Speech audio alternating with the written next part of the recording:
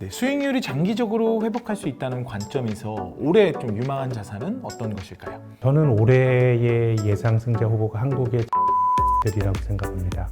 네, 싱싱한 인터뷰 찾아가는 인터뷰 한국경제신문 기자 고윤상입니다. 오늘은 새해를 맞아서 2023년 첫 방송으로 우리 김학균 신영증권 리서치 센터장님 찾아뵙습니다. 우리 그 증권업계의 또 어르신이자 또 이 시대의 증권계를 이끄는 또 오피니언 리더시기 때문에 오늘 좀 만나가지고 2023년 이야기도 좀 들어보고요. 작년에 대한 또 아쉬운 부분들 좀 함께 들어보는 그런 시간 갖도록 하겠습니다. 센터님 안녕하십니까? 네, 안녕하십니까? 새해 첫날부터 첫 출근일부터 이렇게 찾아뵙습니다. 참 송구하네요. 와주셔서 감사합니다. 네, 감사합니다.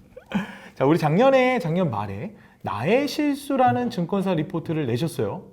저는 사실 증권업계 제가 몇 년 증권사 출입기자 하면서 이런 리포트는 처음 봤어요. 아마 다들 처음 보셨을 것 같아요. 역사상 없던 리포트였습니다. 개별적인 리포트에 본인의 어떤 전망에 대해서 한번 리뷰를 하거나 반성을 하는 리포트들은 간간히 있었던 것 같고요. 근데 회사 차원에서 모아서 낸 거는 저희들이 처음이었던 것 같습니다.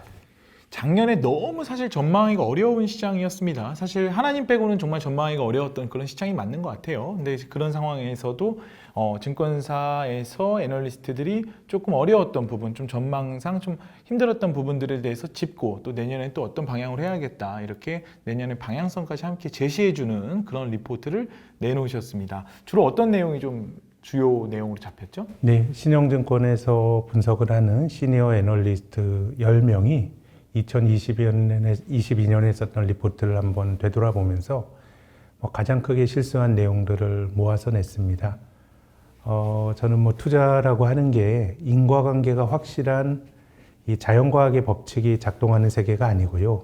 전망을 하는 사람도 90% 맞을 것 같아. 그럼 제 생각에는 시장이 그렇게 안 가는 경우가 많고 어떻게 보면 한 55%, 60% 정도 될 수 있는 것에 대해서 가중치를 둬서 의견을 말하는 게 애널리스트의 일이라고 생각하거든요. 그래서 애널리스트는 전망을 잘할 수도 있지만 늘 틀릴 수도 있고, 저는 그 투자 세계라는 것 자체가 어느 정도 불확실성이 노정돼 있다고 생각합니다. 우리가 종목 10개 사서 다 벌어야 이기는 게임 아니고요. 이 벅셔 해서웨이라고 하는 워렌 버핏의 투자 회사도 지금 엄청난 부를 일구었는데요. 이 지금의 벅셔 해서웨이의 부를 이룬 데는 한 10개 종목이 그 부를 다 이뤘다는 얘기 아닙니까? 애플이나 코카콜라나. 그러면 벅셔 해서웨이가 10개만 투자했을 리는 없을 테고요. 더 많은 종목을 투자를 해서 실패의 사례를 또 있는 건데, 이 금융시장이라고 하는 게 과거가 미래에 정확히 반복돼서 재현되는 건 아니지만 비슷비슷한 패턴으로 반복이 되는 측면도 저는 있다고 생각을 합니다. 네. 그렇기 때문에 투자자나 애널리스트나 한번 과거를 리뷰해 보면서 자신들이 잘못했던 부분들을 잘 정리하는 것이 앞으로 전망을 잘하기 위한, 어떻게 보면 저는 중요한 전망을 잘하기 위한 하나의 저희들 훈련이나 연습일 수도 있다고 생각을 했고요. 네. 그래서 이것이 작년에 시장이 굉장히 어려웠는데 저희들이 잘못했습니다라고 하는 일회성 반성으로 받아들여 주지 말아주셨으면 좋겠고요. 시장이 좋다고 하더라도 틀림없이 저희들이 헛스윙하는 거는 나올 것이고, 그런 것들에 대해서 한번 우리가 전망을 잘하기 위해서 우리들의 행동을 한번 좀 잘 곱씹어 보자라고 하는 게 자료의 발간 취지였습니다. 네. 홈런왕 베이브 루스도 홈런을 가장 많이 치던 해에 가장 많이 삼진을 당한 선수로 기록되어 있기도 하죠. 저는 투자가 이 올림픽처럼 한 일주일 바짝 뛰어가지고 금메달, 은메달, 동메달 하는 이런 토너먼트가 아니고 어떻게 보면 1년 내내 게임을 하는 야구와 비슷한 것 같아요. 네. 늘 이기진 못하더라도 승률을 조금씩 높이면은 좋은 거고, 그렇게 된다 그러면 질 대로 잘 지는 게 굉장히 중요하다고 생각합니다. 실패로부터도 배움이 있어야 되는 것이고요. 그래서 저희들이 우리가 이렇게 해서 잘났습니다 이런 일은 전혀 없고요. 우리들이 좀 지난 과거를 한번 진솔하게 되돌아보는 게 우리가 좀 시장에 기여하는 애널리스트로 살 수 있는 저희들이 볼 때는 좀 좋은 방법론이라고 생각이 듭니다. 네. 그래서 장에 상관없이 매년 연말이 되면 한 해를 되돌아보는 이런 그 리포트는 앞으로도 계속 만들어 볼 생각입니다. 네. 사실 저도 이제 사실을 다뤄야 되는 직업인 기자다 보니까 이게 얼마나 잘못된 것을 되짚는 것이 힘든 일인지 잘 알고 있거든요. 참 그런 차원에서 정말 존경할 수밖에 없는 그런 리포트를 또 내시고 또 그런 센터를 이끌고 계십니다. 자, 불확실성. 너무나 불확실한 시대였습니다. 작년에. 아마 올해도 그럴 것 같습니다. 이렇게 불확실한 상황에서 어쩔 수 없이 그 시대적 환경이 좀 전망이 틀릴 수밖에 없는 상황 아니었습니까? 그럼에도 불구하고 전망을 잘 해야 되는 건데, 그래도 작년도의 환경을 한번 복기를 해보면, 네. 우리가 미래를 전망하지만, 이 사람이 사는 일이 갑자기 그 하늘 아래 새로운 일이 생기기보다는 대부분의 분석 행위가 과거의 패턴을 보고, 물론 과거가 미래에 똑같이 반복되는 건 아니니까, 네. 과거와 현재와 미래를 보면서 좀 가감을 해서 미래를 전망을 하는데요. 그렇죠. 작년은 좀 여러 가지 일이 있었죠. 이제 인플레이션도 1980년대 이후로 글로벌 경제가 인플레이션 없이 살았었는데 굉장히 40여 년 만에 인플레이션이 닥치다 보니까 사실 앞서서 모두에 제가 금융시장의 시니어라고 말씀해 주셨지만 저도 이런 인플레이션 잘 못 봤습니다.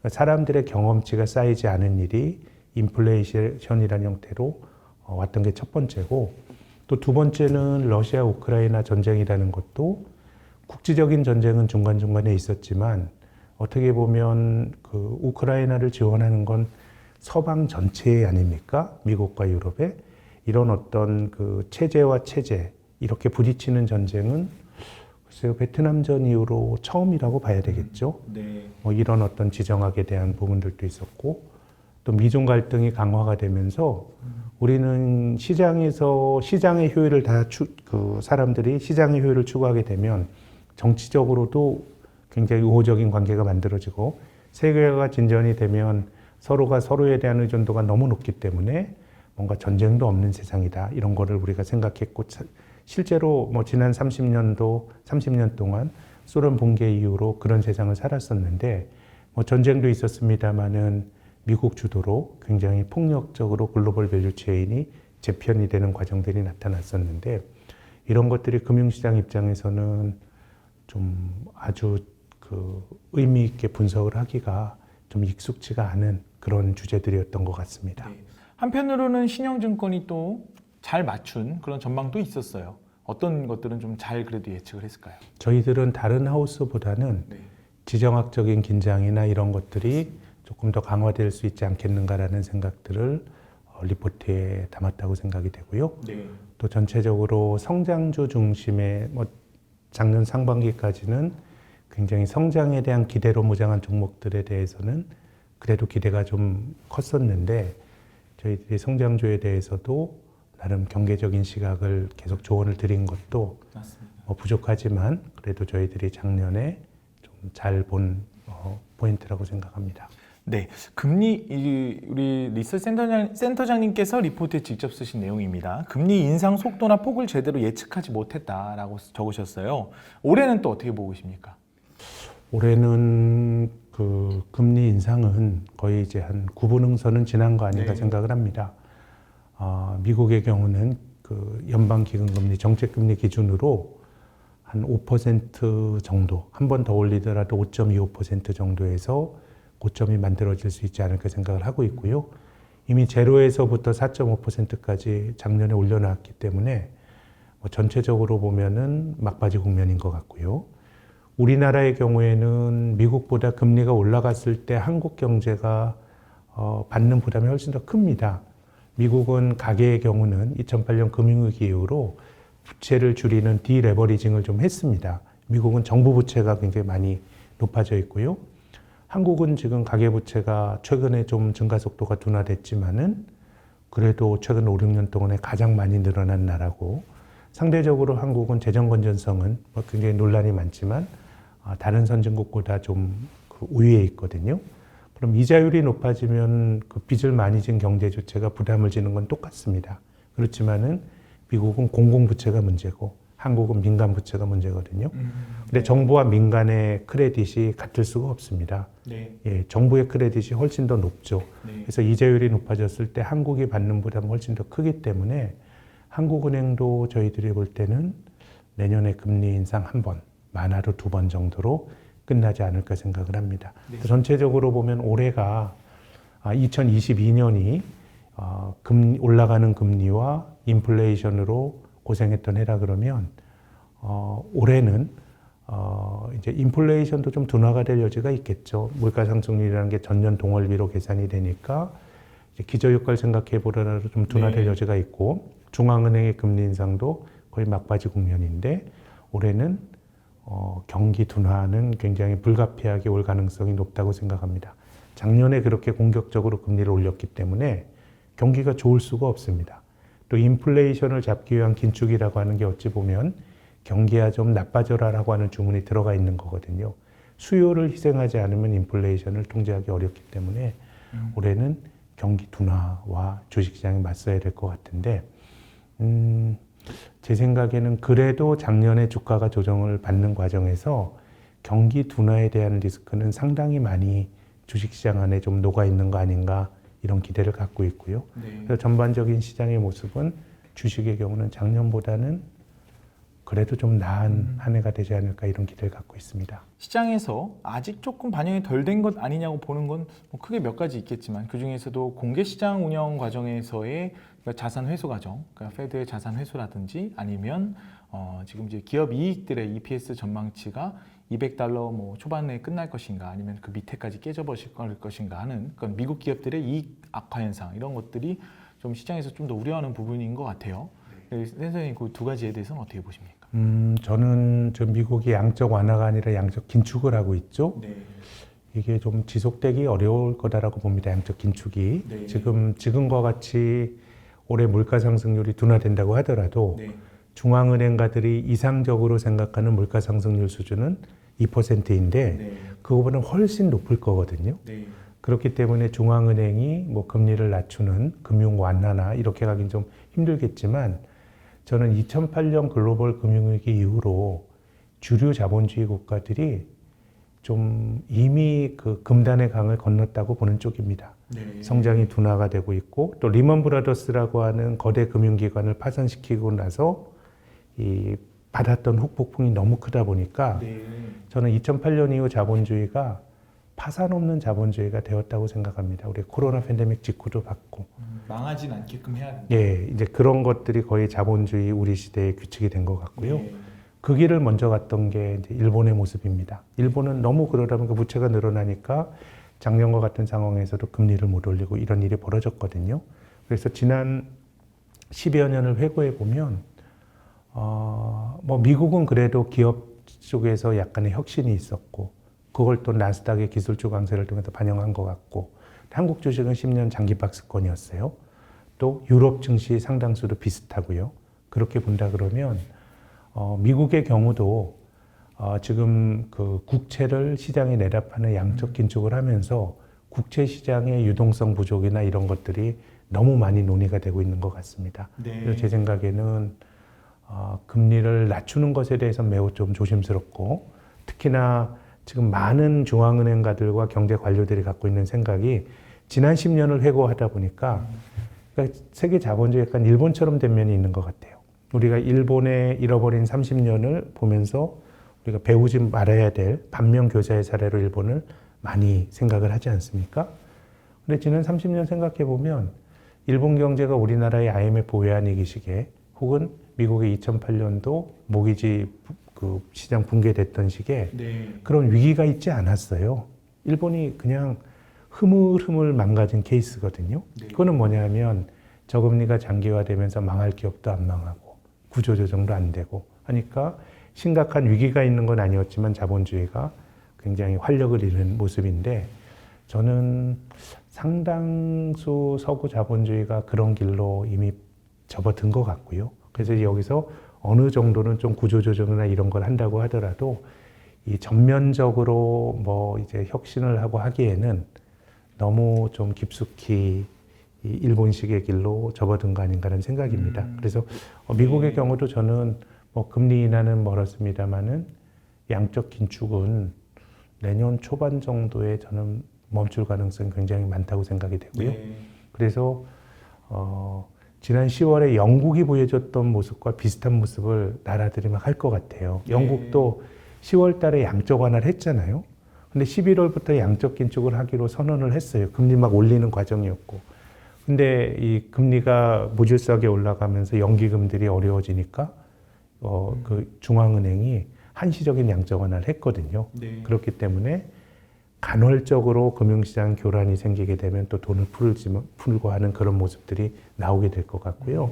그래서 내년도는 약간은 2022년 같은 전면적인 긴축의 모습도 아니고 또 2022년 이전의 생과 같은 전면적인 금융 완화의 시대도 아닌 약간의 변종의 형태들이 나올 것 같아요. 금융 불안이 생기면 개입, 그렇지만 전체적으로 유동성을 많이 풀거나 금리를 낮추지는 않는 그런 정도의 모습이 내년에 우리가 보게 될 모습이라고 봅니다. 그러니까 여러분 미국 중앙은행이 시중에 있는 채권, 국채를 사고 팔므로 인해서 중앙은행의 자산을 늘리고 줄이는 과정 등을 통해 시중 유동성을 조절합니다. 그런 시중 유동성 조절 행위를 놓고 우리가 양적 완화 혹은 양적 긴축 이렇게 표현을 하죠.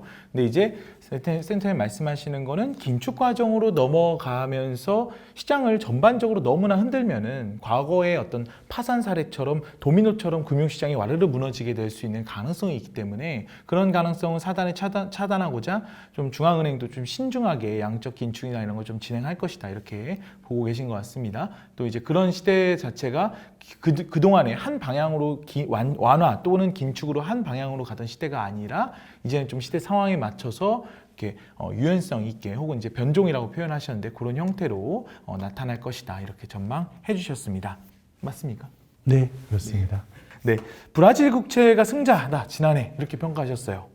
왜 어떻게 그랬습니까? 사실 브라질 국채 관심 있는 분들도 있지만 또 상당수 투자자분들은 잘 모르고 계실 것 같아요. 그러니까 브라질 국채가 한국의 중산층들에게 애증의 자산이죠. 그렇죠. 한 10여 년 전쯤에 이때 금융회사에서 마케팅할 때 그때 브릭스라고 하는 신흥국에 떠오르는 한 축이 그 브라질이었고요. 네. 그때 브라질이 올림픽과 월드컵 하기 직전이었거든요. 이렇게 우리가 88 올림픽 거치면서 성장한 것처럼 브라질도 성장합니다라고 얘기를 했었고 무엇보다도 브라질 국채를 사게 되면 이자율이 10%가 넘었습니다. 또 비과세까지 돼요. 물론 이제 토빈세를 물어야 되지만 초저금리 시대의 두 자릿수대 금리란 건 굉장히 솔깃했었죠. 근데 10년이 지나면서 역시 채권 투자라고 하는 거는 확정된 그 금리를 사는 거기도 하지만 해외 채권은 환율이 중요하다라고 하는 교훈을 우리가 또 얻었죠. 브라질의 하라가 너무 약해지면서 이제 이자를 많이 받았습니다만 물론 10% 가까운 이자를 가지고 7, 8년 투자하면 아무리 통화 가치가 약하더라도 비교적 괜찮았습니다. 원금 이상 회복이 됐었는데 아무튼 브라질 채권은 지난 10년 정도 이렇게 생각을 해보면 좋은 자산은 아니었는데 작년에 정말 볕이 들었죠. 그래서 저는 작년에 브라질을 잘 맞춘다 이런 관점보다는 두 자릿수 대의 이자를 주는 상품에 대해서는 이거는 절대금리가 주는 매력을 우리가 늘 고려해야 된다고 봅니다. 2012년, 13년에 브라질 채권에 들어갔던 분들이 이 손실이 50%가 넘게 났었어요. 헤아리 절하가 되면서요. 근데 그것도 한 7, 8년 가지고 있다 그러면 50%라 그러면 10%씩 5년 하면 원금 회복되는 거잖아요.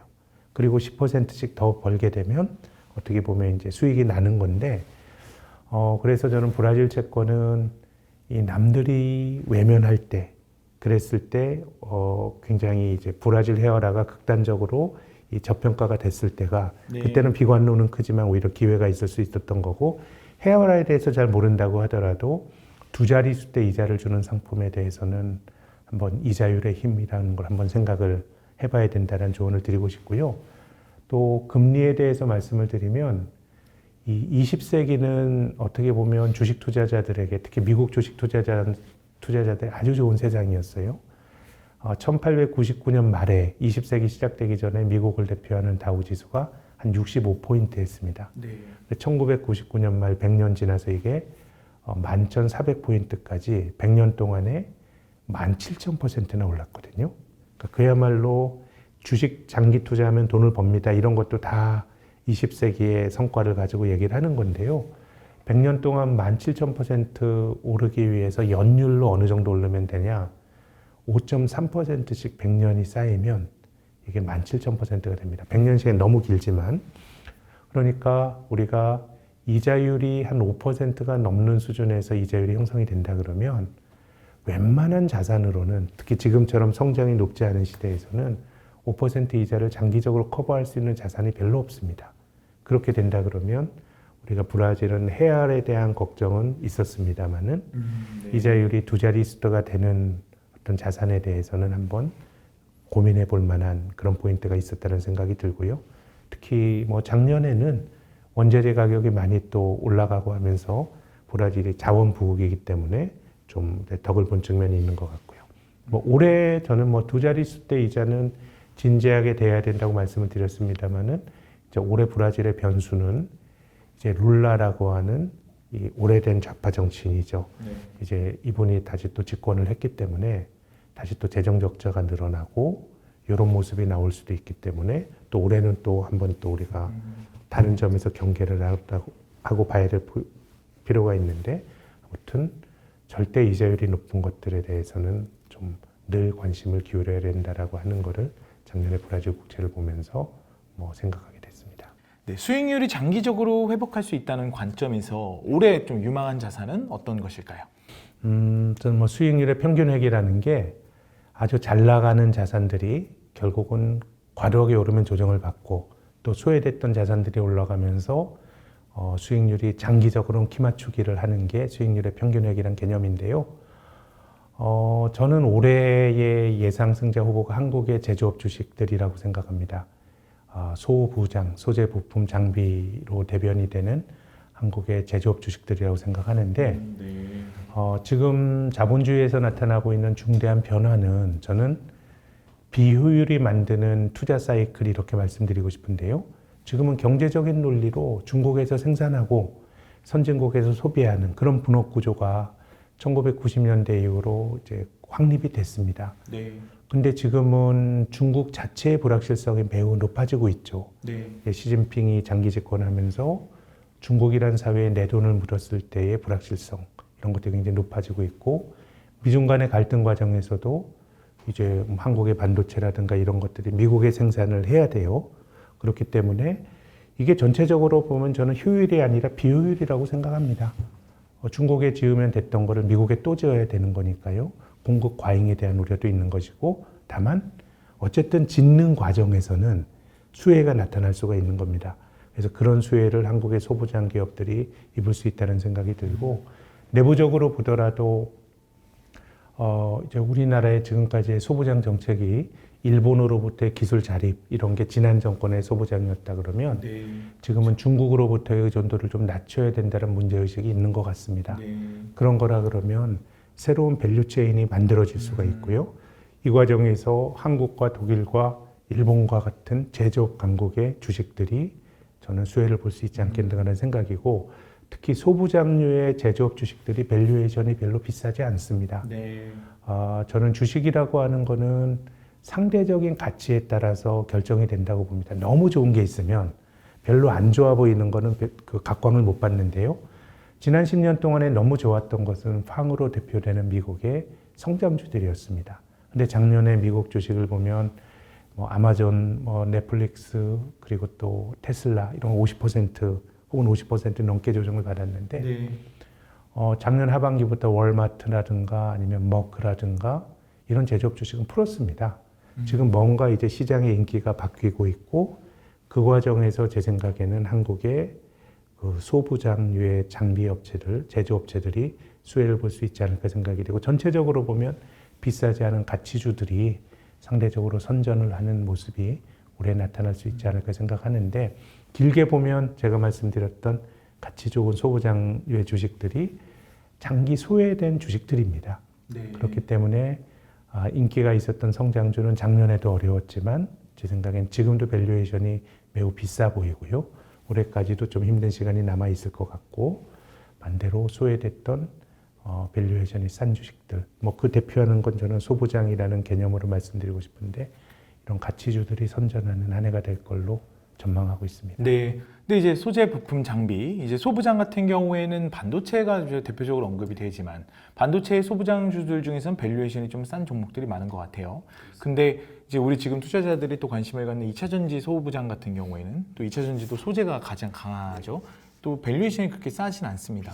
그러면 이제 센터장님 말씀하시는 소부장에는 2차전지 소부장은 빠져 있는 겁니까? 저는 좀 싼 주식들을 말씀드리고 싶은데요. 네. 우리가 그 주식의 밸류에이션이 비싸다라는 거는 그 기업이 그만큼 좋아서 그렇습니다. 근데 우리가 주식 투자를 하면서 종종 낭패를 보게 되는 거는 그 기업이 나빠서가 아니라 그 기업은 매우 훌륭하지만 훌륭한 기업이라고 하더라도 너무 많은 프리미엄을 주게 되면 이게 정당화가 안 되는 거예요. 네. 그래서 지금의 이제 미국의 파안 기업들이 작년에 어려움을 겪었는데 저는 뭐 역사가 반복이 된다고 생각합니다. 70년대 초에 미국의 니프티 50라고 하는 아주 매력적인 종목들이 득세를 했습니다. 이게 네. IBM, 제록스, 코카콜라 이런 훌륭한 기업들입니다. 이 기업들 훌륭합니다. 지금까지도 자리 잡고 잘 돈을 벌고 있는데 70년대 초 이 기업들이 너무 훌륭하니까 그 밸류에이션이 PER 4, 50배까지 올라갔거든요. 네. 그 기업들이 니프티 50의 버블이 붕괴된 다음에는 한 10년 정도 횡보를 했었습니다. 그러니까 바닥을 쳤다고 하더라도 다시 주도주의 개념으로 올라가는 데는 시간이 많이 걸렸거든요. 저는 지금 얼마 전까지 시장을 풍미했던 성장주들도 비슷할 것 같고요.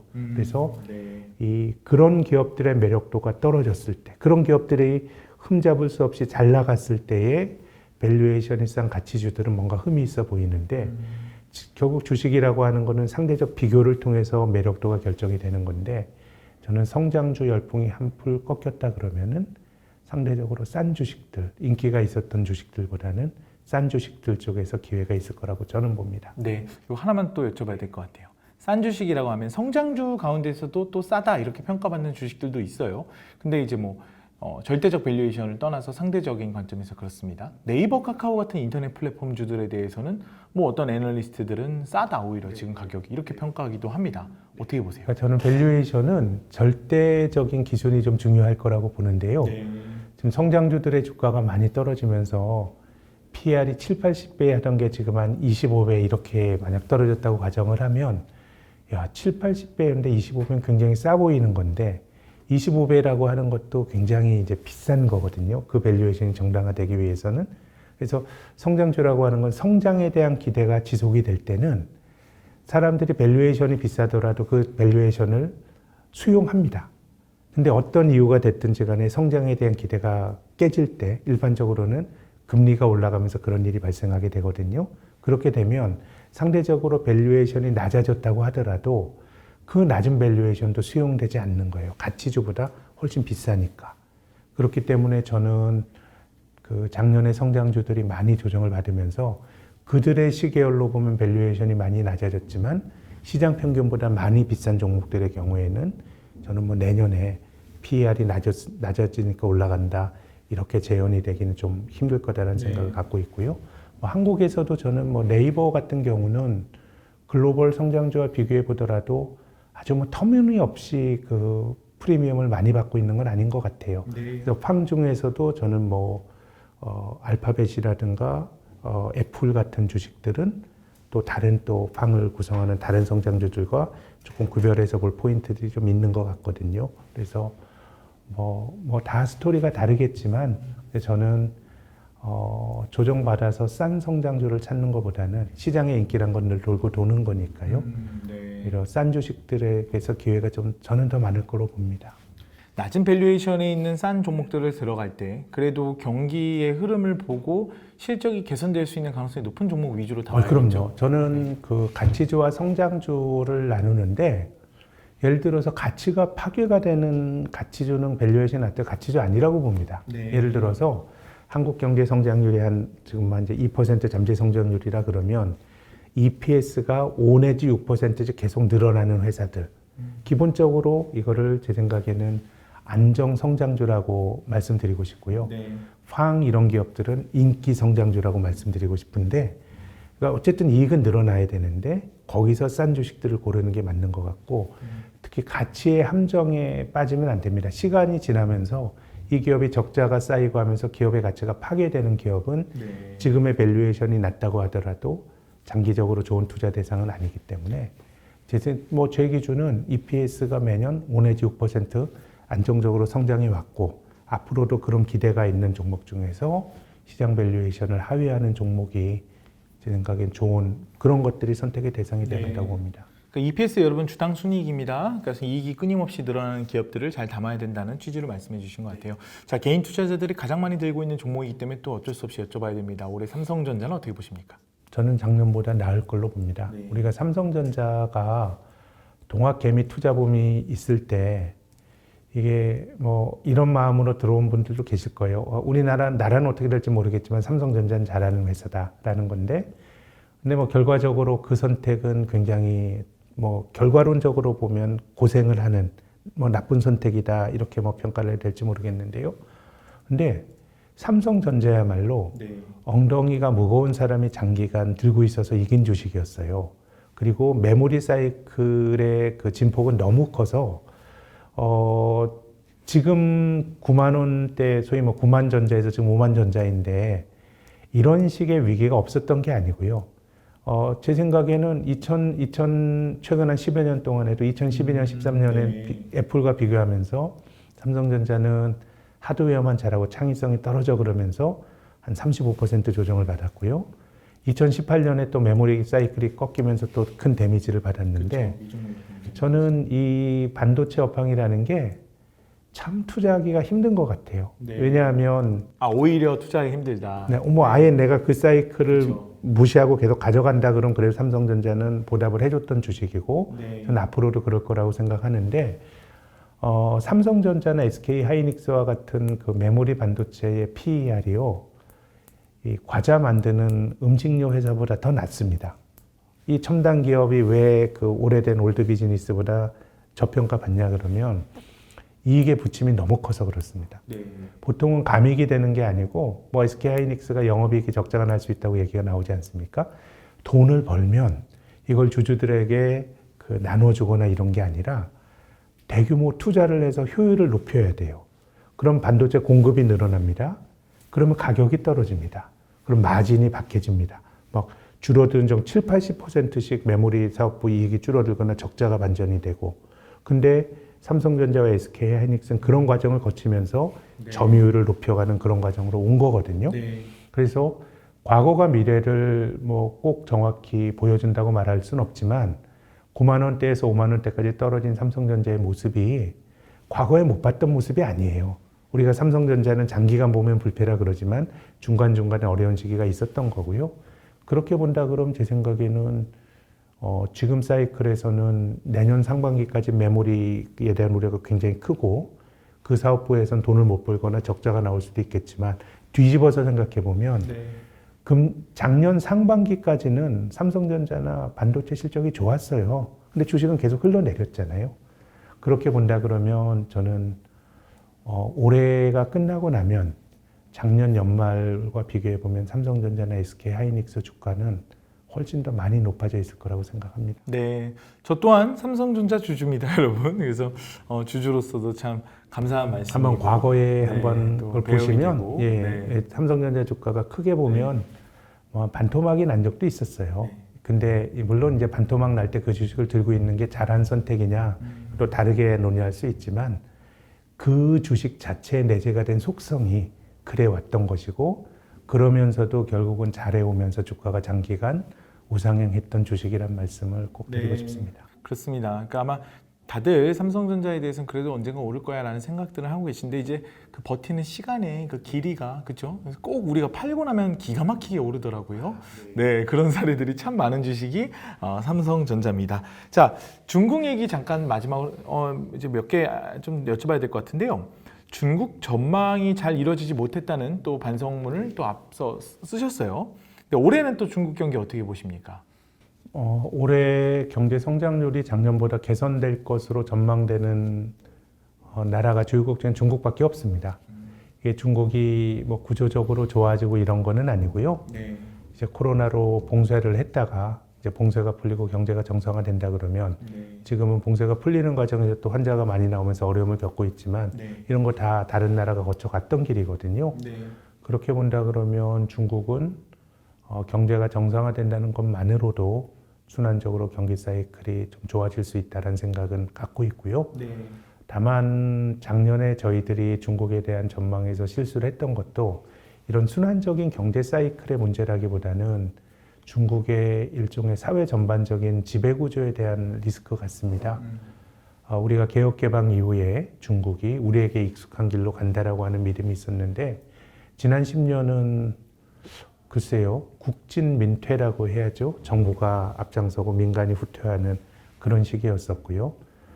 그런 거라 그러면 장기적으로 제 생각에는 중국에 투자하는 데 대한 불확실성은 굉장히 커진 것 같아요. 뭐 공동부유 이런 정치 네. 슬로건이 나오는데 아주 장기적으로. 네, 그거는 뭐 그 자기들의 운명을 결정하는 거는 전 중국 사람들의 권리라고 봅니다. 다만 우리가 해외 투자를 하는 입장에서 네. 그런 식의 변화가 투자자들에게 우호적인 변화인 거냐라고 보면 결코 그런 건 아닌 것 같고요. 그래서 뭐 올 한 해만 놓고 보면 저는 중국 경제가 좀 리바운드하고 또 중국 자산이 지난 수년 동안 주식은 거의 못 오른 시장이니까 또 한 해만 보면 좋을 수 있다고 생각은 하는데 내 재산을 길게 묻어둘 만한 나라인가에 대해서는 좀 깊은 고민을 하셔야 된다고 봅니다. 네. 코스피에 통상 이제 과거보다 영향은 좀 줄어들었어요. 하지만 코스피 같은 경우에 중국 경기가 좀 좋아지면 그래도 훈풍이 좀 불어온다고 합니다. 올해도 좀 그런 훈풍을 기대할 만합니까? 제 생각에는 플러스 마이너스 요인이 다 존재하는 것 같아요. 예를 들어서 작년도에 중국의 GDP 성장률 한 3%, 올해가 한 5%될 것 같은데 경제 봉쇄가 풀리는 과정에서 중국 경제가 시장이 보는 것보다 더 큰 탄성으로 개선이 된다 그러면 우리나라가 지난 20년 동안에 전체 무역 수지 흑자가 7,900억 불인데요. 중국에서 7,100억 달러를 벌었습니다. 그러니까 중국에 대한 노출도가 가장 큰 나라인데 작년에 하반기는 대중 무역 수지가 적자가 났어요. 그래서 중국이 조금 좋아진다 그러면 한국도 그 덕을 어쨌든 볼 수 있는 나라인 것 같고 또 지금 뉴스에서 볼 수 있는 것처럼 이 중국이 확진자가 많이 나오고 하면서 그 정상화되는데 시간이 많이 걸려서 전체적으로 올해 성장보다 못한다 그러면 제 생각 기대치보다 못한 성장률을 내보인다 그러면 상당히 한국도 성과가 나쁠 수가 있고요. 그래서 뭐 지금 정도라 그러면 작년보다는 좀 긍정적 요인이 클 것 같은데 아마 1년 지나서 올해를 평가해 볼 때 시장이 저희들 생각보다 좋거나 아니면 나쁘거나 요 결정짓는 팩터는 제 생각에 올해는 중국일 것 같습니다. 아, 네. 더 많은 시간을 함께 하면서 우리 센터장님의 통찰력을 더 듣고 싶지만 또 바쁘신 분이기 때문에 되게 아쉽지만 마지막 질문을 드려야 될 것 같습니다. 올해 뭐 경기 침체나 이런 우려들 때문에 주식 투자를 하지 말라는 조언들도 있고 혹은 뭐 채권 투자를 늘려라 뭐 등등 여러 가지 자산 배분 전략에 대한 조언들이 넘쳐나고 있습니다. 센터님 보시기에 올해 자산 배분 전략 우리 일반 투자자들, 개인 투자자들 어떻게 하면 좋겠습니까? 지난 10년 동안에 10년 전, 그럼 2013년 초에 종합주가지 한 2천 했어요. 근데 지금 한 2,300 정도니까 연율로 치면 종합주가지수 한 1.5 정도밖에 못 오른 겁니다. 그러니까 주식의 장기 성과를 말씀드린다기보다 시장이라고 하는 거는 이렇게 한국처럼 장기 박스권에 머물러 있는 시장은 이 시장이 그 과도하게 떨어져서 저평가될 때 사지 않으면 기회가 없어요. 그렇게 본다 그러면 지금 주식을 안 해야 될 때라고 한 데는 동의하진 않습니다. 안 좋아 보이지만 주가가 나쁜 것도 많이 반영하고 있기 때문에 약간 역발상으로 지금 주식을 사게 되면 동학 개미붐이 있었던 2020년과 2021년보다 주식시장은 훨씬 더 안전하지 않을까라는 생각이고 다만 뭐 주식을 사자마자 바로 한두 달 내에 오른다 이런 말씀드린 건 아무도 알 수가 없죠. 다만 지금 주식을 산다 그러면 1년 반, 2년 놓고 본다 그러면 제 생각에 다른 자산보다 한국 주식이 더 나을 수 있다는 말씀 드리고 싶고요. 시간을 이길 수 있는 사람은 한국의 주식을 사도 저는 부담이 없는, 무리가 없는 가격대라는 조언을 드리고 싶고 앞서서 금리에 대해서 말씀을 드렸는데요. 이 고금리가 천년 만년 갈 수 없습니다. 우리 경제가 2% 이제 물론 실질 성장률이지만 성장하는 경제에서 작년 말에 봤던 것처럼 예금 금리가 5, 6% 그러면 이거는 경제가 지탱이 되지 못할 겁니다. 그럼 이자율은 언젠간 떨어질 텐데 그래도 작년보다는 금리가 좀 낮아졌습니다만은 5% 이상 주는 금융권 상품들이 꽤 있습니다. 제가 앞서서 지난 100년 동안에 20세기 미국 주식이 17,000% 올랐는데 연율화로 5% 조금 넘게 오른 게 누적이 되니까 이렇게 많이 올랐다고 말씀드리지 않았습니까? 자산의 일부는 5% 내외의 금리를 주는 금융상품에 넣고 조금 시간을 감내할 수 있는 돈이다 그러면 오히려 뭐 한국 주식에도 기회가 있을 거라고 생각합니다. 네, 오늘 새해 첫 인터뷰로 우리 신영증권 우리 김학균 리서치센터장님 찾아뵙습니다. 오늘 좋은 말씀 너무 많이 해주셔서 감사드리고요. 네, 올해 작년에 어려웠습니다. 하지만 올해는 좀 더 새로운 마음으로 또 공부하면서 또 이 어려운 위기를 함께 이겨나갔으면 좋겠습니다. 올해는 더 부자 되시길 바랍니다. 새해 복 많이 받으시고요. 감사합니다.